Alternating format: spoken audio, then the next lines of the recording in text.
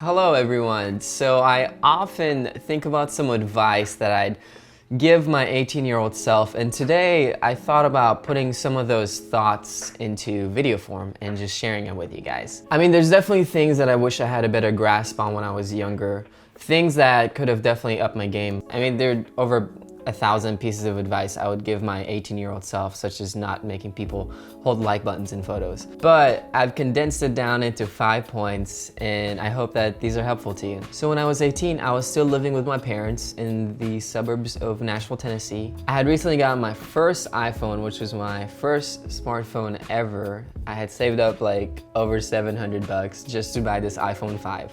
And that's when I started taking photos with it. Before that, I am ashamed to say that I used my dad's iPad to take photos. And please don't scroll to the bottom of my Instagram. During this time, I had also started attending college, meanwhile working at the Escape game part-time and also booking portrait sessions that helped me pay my bills, my tuition, and the rest of my expenses. And this is also around the time I started taking photography more seriously, realizing that it could turn into a full-time job. In college, I was studying computer programming and web development, but photography really got my attention. This is also around the time the VSCO cam term started booming. Instameets were also happening around this time, where you would meet up with your favorite photographer in the city and take a portrait of them. But it was also fun meeting with other photographers and connecting with people in the community. Even though I was still interested in photography, I didn't really understand how to start a photography business or book more clients or make a full-time living out of it. I sort of had an idea of what people charge for a photo session, but I didn't really know how people really made it a full-time job. So now that I gave you guys a little bit of context about what was going on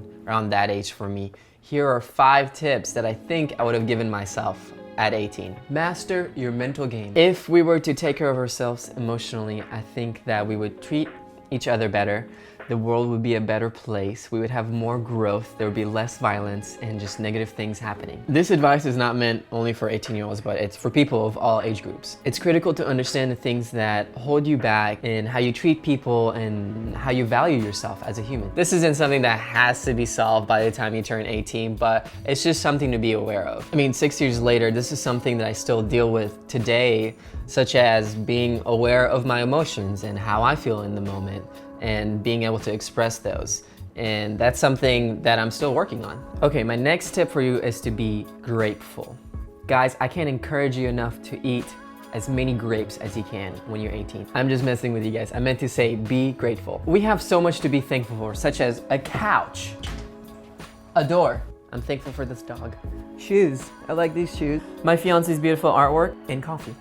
The more privileged we are as a society, the easier it is to take things for granted, such as food, water, shelter, and air conditioning. Fortunately, I didn't grow up in poverty, but my parents are missionaries, so I'd say we lived on very little. But thankfully, I was always provided for by my parents. I grew up living in different countries in Asia, and I really got to see what poverty looks like in those places. It totally shape-shifted my perspective on life. From having lived in countries like India and Philippines, where most of the people live off of a few dollars a day, to moving here and seeing the abundance that's available, it really messed with me. When you see poverty firsthand, you quickly realize how much you have to be thankful for and how blessed you are. This also just makes me be grateful for where I live and how many opportunities I have here to work hard and work towards my dreams. Opportunities that unfortunately most people don't have around the world. So another tip that I'd give my 18-year-old self is interning. When I was 18, I didn't quite understand the importance of interning. I wish I had spent more time learning from people that I looked up to